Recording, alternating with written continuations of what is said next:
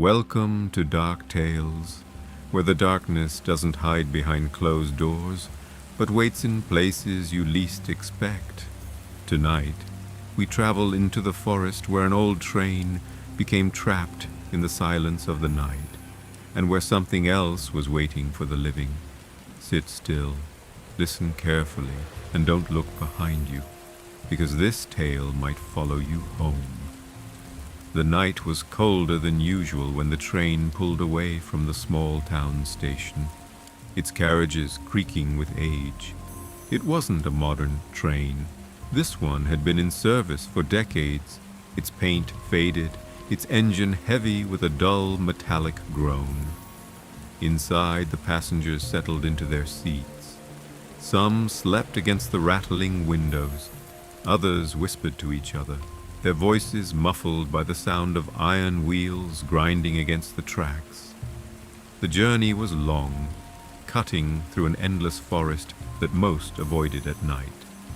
The forest stretched for miles, thick with towering trees that blocked the moonlight.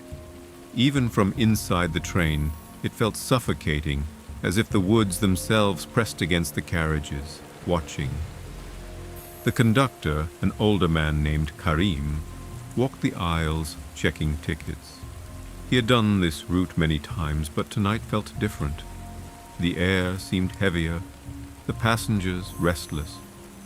As the train rolled deeper into the forest, the engine gave a sudden shudder. A loud metallic groan echoed through the carriages, followed by a hiss of steam. The train lurched violently, throwing some passengers forward. Karim grabbed onto a seat to steady himself. The lights flickered, then dimmed, leaving the train bathed in a weak yellow glow. Finally, with one last screech, the train came to a complete stop. Silence. Only the distant sound of rain dripping through the forest canopy and the faint ticking of the engine cooling down. Passengers murmured nervously. "What happened?" one asked. "Why did we stop?" Karim made his way toward the front, but unease spread quickly through the carriages. The driver, a stout man named Harun, was already climbing down from the engine when Karim reached him. "It's the tracks," Harun muttered, shining his lantern ahead. The rails seemed warped, twisted unnaturally, as if something heavy had bent them. "We can't move forward until we figure this out." Karim frowned. "But how? No one comes here. There's no reason for the tracks to be like that." Harun didn't answer. He only glanced nervously into the dark forest surrounding them. The passengers grew restless. Some demanded answers, others pressed their faces to the windows, trying to peer into the endless rows of trees. That was when the first scream tore through the carriage. A young woman had leapt back from her window, trembling. "Something moved out there," she cried. Others rushed to look, but all they saw was darkness and shifting shadows of trees. Karim tried to calm everyone. "It's just animals. Wolves, maybe?" But deep down, he didn't believe his own words. Hours dragged by. The train remained stuck, unable to move. Harun and two other workers tried to repair the damage, but the warped rails seemed unnatural, as though twisted by invisible hands. The forest was silent now, too silent. No insects, no owls, no rustling of leaves, just the oppressive, suffocating stillness pressing in from every side. Then, at exactly midnight, the lights inside the train flickered and went out completely. Darkness swallowed the passengers. The only light came from Harun's lantern outside and the occasional flash of lightning in the distance. Children whimpered, parents held them close, and everyone waited for something, anything, to break the silence. And something did. From the forest came a low sound, like whispering voices carried on the wind. At first, faint, almost impossible to hear, but then growing louder, closer. The whispers didn't sound like any language the passengers recognized, It was layered, hundreds of voices overlapping, rising and falling in a terrible, inhuman chorus. Karim felt his chest tighten. "Stay inside," he ordered, but some passengers couldn't resist looking. A man pressed his face against the glass again, peering into the black forest. His eyes widened suddenly, his lips trembling. "There's someone out there," he whispered. "No, not someone. Many." Shapes moved between the trees. Tall, impossibly thin figures, their limbs too long, their movements jerky and unnatural, like shadows forced into bodies. Their eyes glowed faintly, reflecting the dim lantern light. They stood there, unmoving, watching the train. Then, without warning, the man at the window slammed his fists against the glass and screamed. His scream wasn't of terror, but of pain. Dark, skeletal hands burst through the window, dragging him outward with impossible strength. Shards of glass rained across the carriage as his body vanished into the night. His screams echoed once, then cut off. Chaos erupted inside. Passengers screamed, pushing against each other, desperate to move away from the windows. Children cried, mothers prayed, men shouted orders, no one followed. Karim tried to restore order, but then the train itself shuddered violently, as if something massive had gripped it from outside.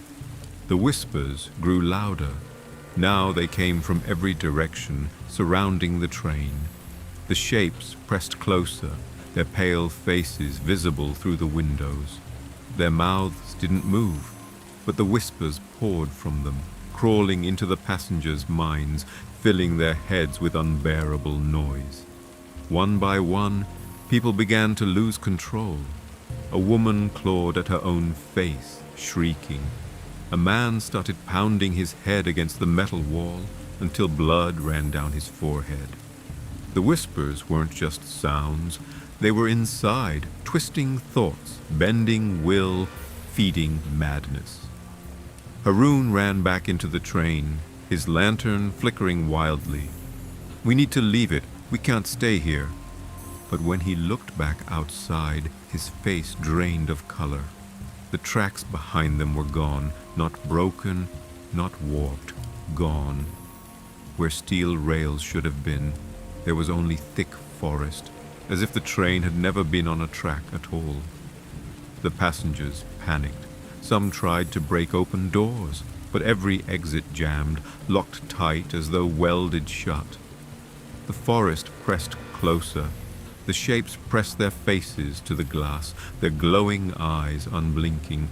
And then, slowly, the train began to move, but not forward, not backward. It slid sideways, deeper into the forest, carried by unseen hands. The passengers felt it lurch, groan, and grind as the metal screamed. The carriages swayed, pulled off the rails, dragged into a place no train was meant to go. Inside, people clung to seats, praying, crying, shouting for help. But no help came. The whispers drowned everything. Outside, the forest seemed to change. The trees twisted, their branches curling like claws. Faces appeared in the bark, screaming silently. The air grew thicker, darker, until the passengers could no longer tell if it was night or something far worse. And then, suddenly, silence. The train stopped. Karim opened his eyes. He didn't remember closing them, but now everything was still. The whispers were gone. The shapes outside were gone. Slowly, shakily, passengers looked around. "Is it over?" someone asked. But when they peered through the cracked, blood-smeared windows, the world outside was no longer the forest they knew. The trees were blackened, their branches reaching up into a red sky. The ground was littered with bones. Shadows moved without bodies. The air burned to breathe. And then the whistle blew. The train itself screamed, its engine alive with a sound no machine could make.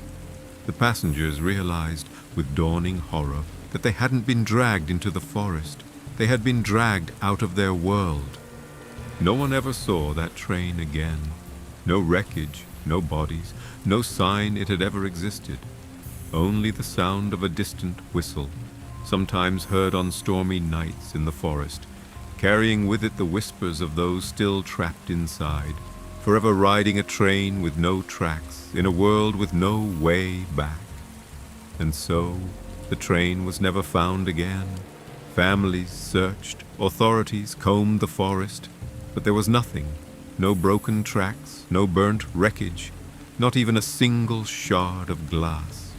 It was as if the earth itself had swallowed the entire train. But the whispers never stopped. Hunters who entered the forest at night swore they heard them. The sound of hundreds of voices carried on the wind, begging, screaming, and laughing all at once. And sometimes, when the fog is thick and the storm is heavy, people claim they hear it too, the whistle of a train that no longer belongs in this world. They say if you stand near the old railway after midnight and listen long enough, you'll hear the metal groan of wheels grinding on invisible tracks. Some even claim they've seen its lights cutting through the trees, glowing red, filled with faces pressed to the windows. Faces of the lost, faces of the damned. And if you're unlucky enough, the train might stop for you. This was Dark Tales. Until next time, when the shadows return for another story.